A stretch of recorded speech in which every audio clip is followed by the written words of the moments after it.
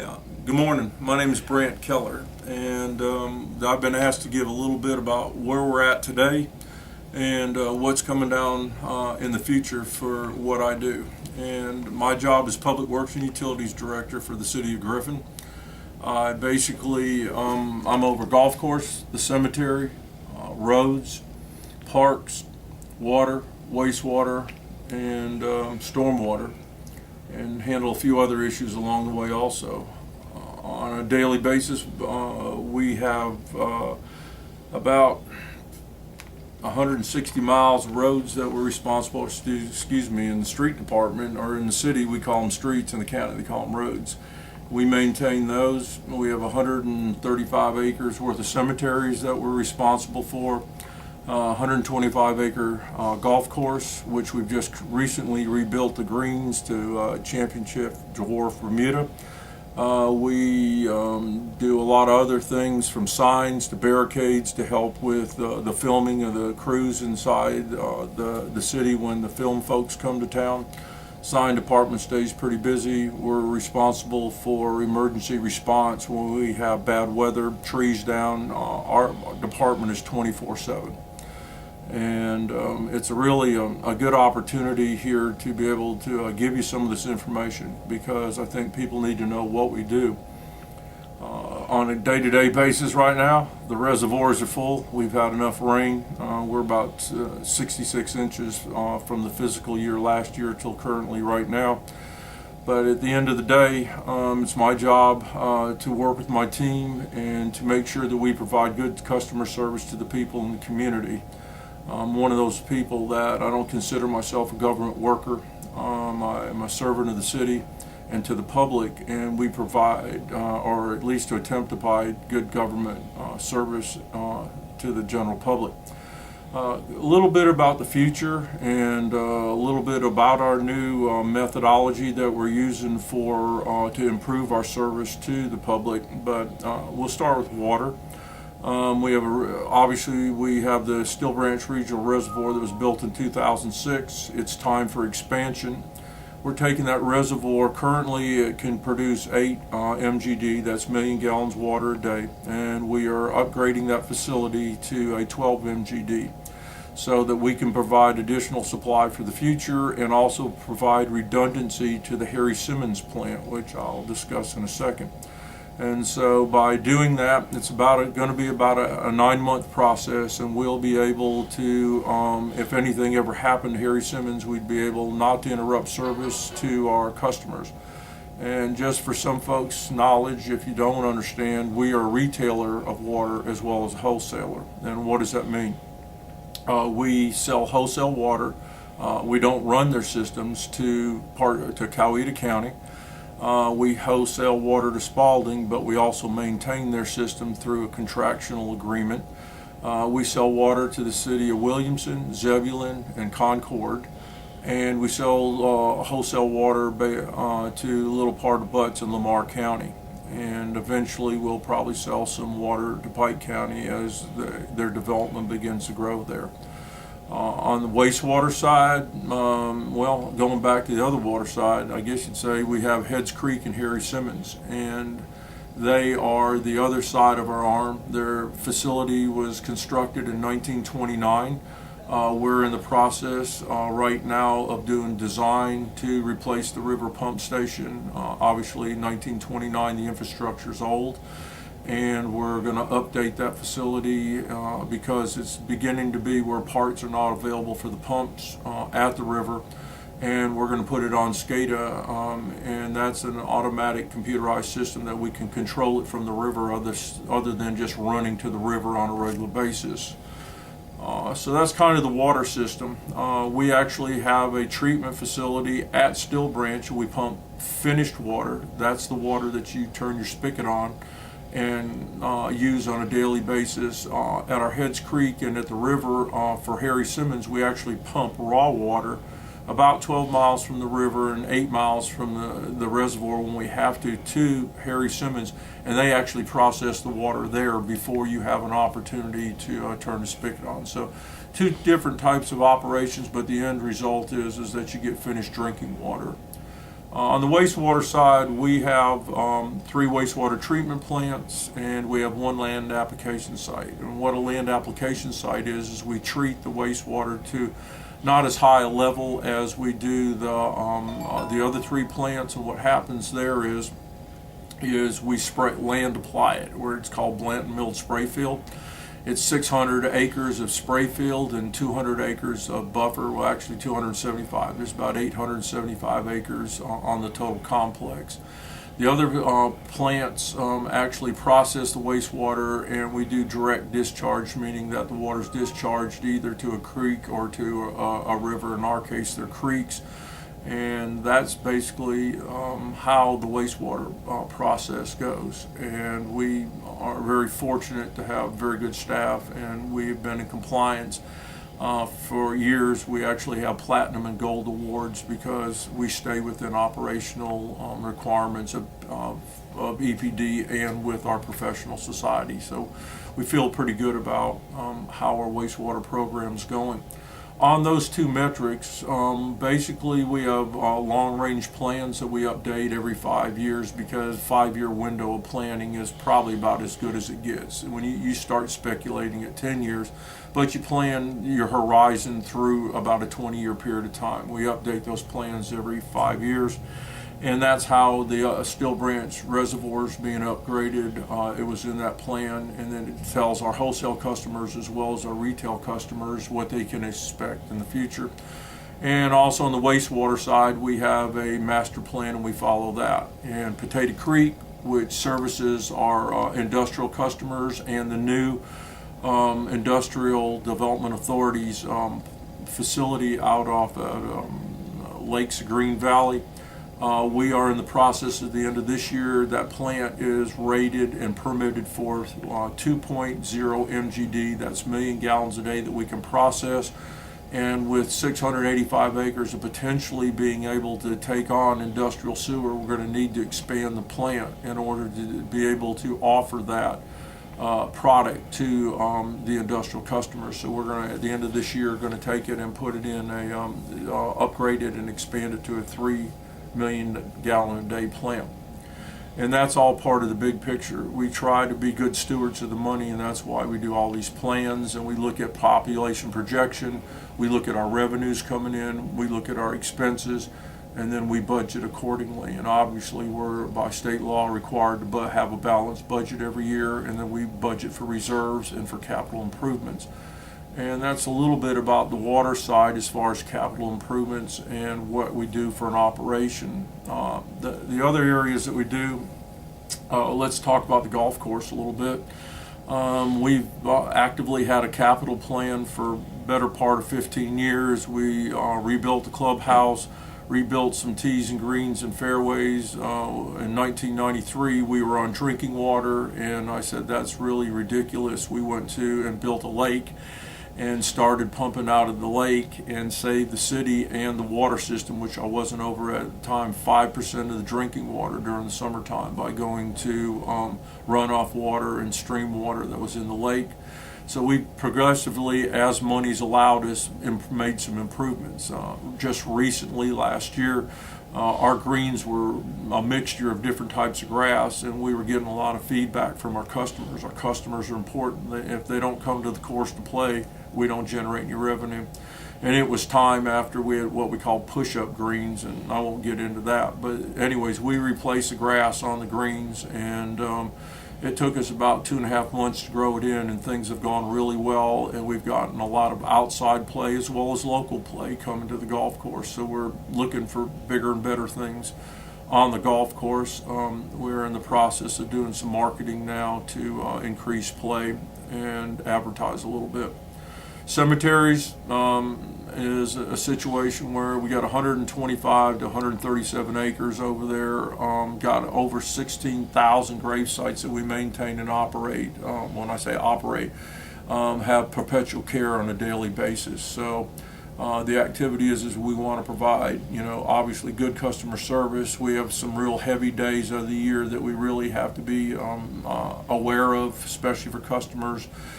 People have lost their loved ones, like Mother's Day, Father's Day, and there's several other days that we have real high traffic volume. and it's our intentions to have the best cemetery around.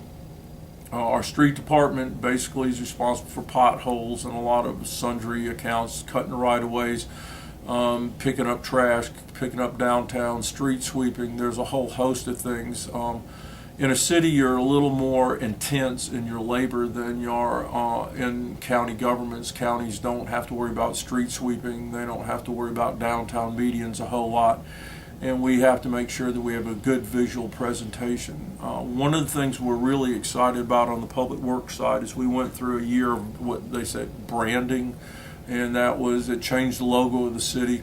And back in 1995, I had an opportunity to go to Dallas, Texas, and I looked at how people got around the city in Dallas, which obviously it's a bigger city than Griffin, but our signage doesn't get people where they need to be. So we went through this branding process, and we went through what they call wayfinding.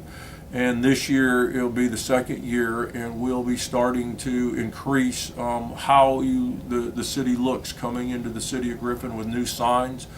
And new monumental signs, and over the next 3 years to 5, depending on what the revenues look like, we plan on being able to get people downtown easier and get them around the city of Griffin through better signage. And we basically just went out to bid to see what that's going to cost over a 3 to 5 year period of time, which I think is pretty cool.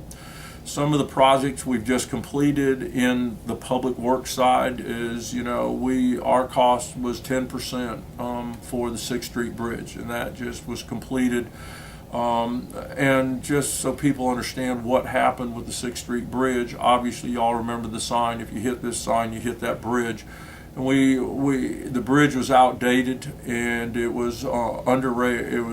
It was rated for vehicle traffic only, and that was pedestrian and light cars, no school buses, no emergency vehicles.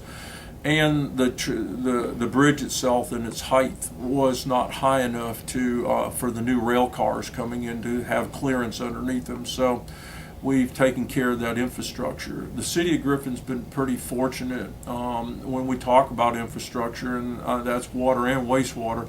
A lot of places have what they call the gap, and the gap is what kind of condition is your infrastructure in today, and what needs to be repaired, and how much money you have. With our budget process, we've been able to plan and eat that elephant, I guess you say, a little bite at a time. Obviously, we're not over inundated with revenue, but at the end of the day, we're taking care of business so that the city of Griffin and its future residents and people that want to relocate here, businesses and industry, have the infrastructure they need in order to move forward with trying to change, I guess, some of the things that are happening in Griffin as far as jobs are concerned and businesses moving in. At the end of the day, we have water and we have sewer. That's two of the most critical things that an industry looks at when it comes in. So, several of the other opportunities that you look at, and I was in Peachtree City for my first 5 years, years ago, before I got out of government, and we did the airport with the airport runway extension. And airports, you can flip or choose how you want to turn it, but when we built the airport in Peachtree City and extended the runway, we started getting in industry. I can go back to TDK, the first Japanese firm in the United States back in the late 70s that came to Peachtree City, then Schwann Schliebo. So airports are functional. It's just a matter of how you want to deal with the airport situation. I believe in them. Is it good? Is it bad? Indifferent? In my personal opinion, it's going to be one of the attributes that we need to look at in the future for Griffin to grow. And basically, we have the transportation corridors that match. We've got 16. We've got 1941. We're making improvements to intersections, and at the end of the day, that when industry comes to a location, they look for resources, and those resources, water, transportation, sewer, and the availability of the workforce. And so we feel like we're trying to make that positive contribution in the city so that Spalding County as a whole can have an opportunity to exceed in the future and be a viable community on the south side of Atlanta. When we look at some of the transportation projects we just did, mast and arms went up, and I thought it was pretty funny. I guess if you want to laugh for the day, is people thought there was cameras sitting on top of those mast and arms, and all they are is delineators. Instead of cutting the pavement, they set the signals in the motion, and it times all the signals both on state routes and city routes. But that's what those are there for. But it was pretty humorous to think that people thought that Big Brother was watching them. I guess 1984 George Orwell came back for a while, but it was really a good opportunity to change out some of those poles and to put mast and arms in kind of update. We've got some more of those coming in the future in 2014 and 15. We've got some more that we're going to put in under the SPLOSH program. The SPLOSH has been pretty beneficial to the public works side of things because, I don't know that we've raised taxes since I've been here since 1992. It might have been up a minuscule one time, but went back down, I think, the previous year. But the SPLOSH, whether you like it or not, when you got 60% of the revenue being generated by outside the community, is the best investment. Anytime that you can get 60% investment on your money, I tell you to do it. And that's how we were able to put our portion of the bridge together. Airport Road Interchange was a SPLOSH project down there to get traffic to move a little more customer friendly, I guess you'd say, at that intersection. We're going to be doing some intersection improvements on Experiment Street coming up here in about a year and a half. Part of SPLOSH. Another part of SPLOSH is we're going to be doing West Oak and Meriwether Street. That 322-degree curve that you can't see around is going to be changed, and we're going to align that with 12th Street. I just can't say enough about SPLOSH to continue to help improve some of the transportation improvements that we're trying to do. Also, we're doing the LCI, the local livable communities, or whatever the LCI thing stands for. It's not my department, but I'm the person in charge, I guess, of construction, you'd say, and the financing and accounting for every penny in that SPLOSH. And we're going to be doing an intersection improvement at Hill and 6th Street up on the north side. The county and us are working through the intersection at Northside Drive and Tuskegee right now, which is going to be a great project. It's going to be a big roundabout. And then we're looking at a right-of-way improvement project just across the railroad tracks in the area of Bacon's Feed and Seed, in that area, improving intersections and sidewalks and what have you. And that leads me into the next segue on SPLOSH.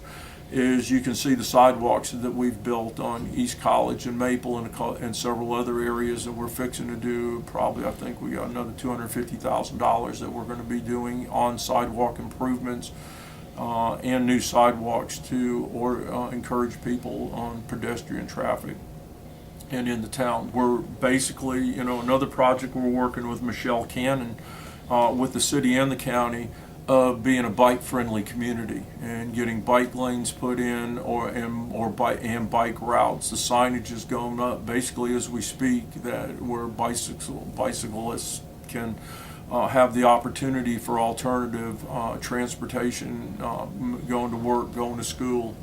And that's something that if you look around the country, that looks like this younger generation. I'm kind of old, I'm 62, if you can't tell, look at me. But at the end of the day, you got to stay up with what's happening in order for a community to attract younger people. And one of the things that we want to do is attract young management people, lower management, middle management, obviously upper management too. And these are some of the things they're looking at. And a lot of people riding bikes these days. And I've seen a lot more bike traffic in the last couple of years in Griffin than I've seen ever. And I've been here since '92. So I think that's going to be a positive in our community. We work really hard, my staff does. We're going through a new management technique to better service the citizens of this town and to address the projects that we're doing. And we started it with the automatic meter reading system in order to minimize the cost of reading meters once we go fully AMR. This month the electric department went online, and when I go online, the meter reading contract goes away basically. And we go from about $350,000 a year in reading meters to about $80,000 when it's all said and done, to maybe even lower than that. So we're always looking at that sustainable, efficient way to run government. A lot of people give us the opportunity to fall and fail, and what my job is to make sure we don't do that. And we look at new management techniques, how we motivate our employees, how we can be able to work harder and smarter. In the last, I guess, 9 years, I've been able to look at our process, and we've actually eliminated 11 jobs over the last years in order to be able to still provide you the service that you all expect out there, and still be able to move forward with new ideas and new construction projects. The city park, we're going to be landscaping. It's been a while since it's had a facelift. This winter we're going to be landscaping 7 areas in the park to give it a new facelift. A lot of the old azaleas and stuff, they ran their course, and that's one of the areas that we're doing some work in. We put in a new playground this year, and if you're not really familiar about what the playgrounds are all about, the average playground, if you get a decent one, depending on what you want, could cost you a minimum of $100,000. Well, we did some redesign and asked some people what the kids wanted to play on, and we were able to put a new playground in, take out the old one because it was getting to a point where it was a risk management system, and we put that in, and that's a plus. And now we want to go back and landscape some to keep that city park to attract people. We attract our user count. Yeah, and is it scientific? No, but between golfers coming through the park, people playing ball, people renting pavilions and stuff, we estimate it is somewhere between 600 and 700,000 people go through City Park each year annually. So obviously we've got an investment there. Another neat thing that we're doing in the parks arena is we're looking this year to have an open space or a green space concept in the city of Griffin to put pocket parks in. If you're not familiar, the 3rd Street Park, we designed and developed that about a year and a half ago, and that's worked out really well. And we're in the process of looking at putting other parks in place. We just recently acquired 2 more lots to the Turner Street Park over off Turner and 12th, and we'll be expanding that open space in that area, tearing down 2 substandard houses and building onto that park. One of the things that we've heard from the citizens is they want some type of passive recreation in their areas of where they live, and we heard it loud and clear, and we're putting together a park plan. Probably by the 2nd quarter of next year we'll have it completed to where potentially we do open space. Haven't talked about stormwater, Bob. Okay. Our stormwater utility was the first in the state. We are doing a lot of unique things in town.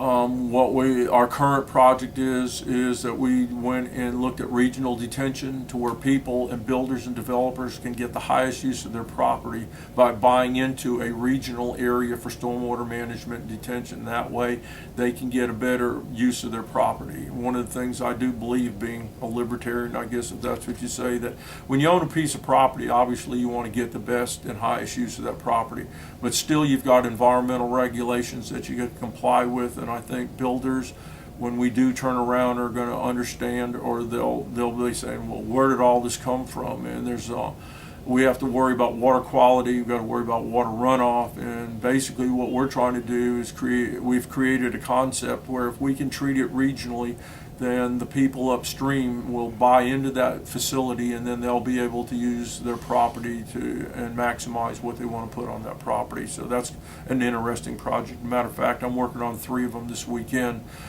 3 projects coming in on regional detention ponds, and developers are coming in and they want to build a project, and we're going to go over those metrics with them in the next couple weeks. At the end of the day, I guess, to kind of wrap up this interview, is that I've always said to my staff, and I'll always say to the general public, I've been here since 1992, is that we work for the general public. And at the end of the day, our job is to provide a good service. Do we provide it 100% of the time? We try. Do we? Probably not. We can't make everybody happy. In some cases, it's not doable. The finances aren't there. But I guess the one thing is that you can bet your Bippy that if it's in my department and you have a problem, we'll try to resolve it, and if we can't, at least we'll give you hopefully an intelligent answer why we can't. But we're here to serve the public. We're happy about serving the public because we get a paycheck every 2 weeks. And at the end of the day, I think that's pretty important that my staff understand the service that we need to deliver to the general public.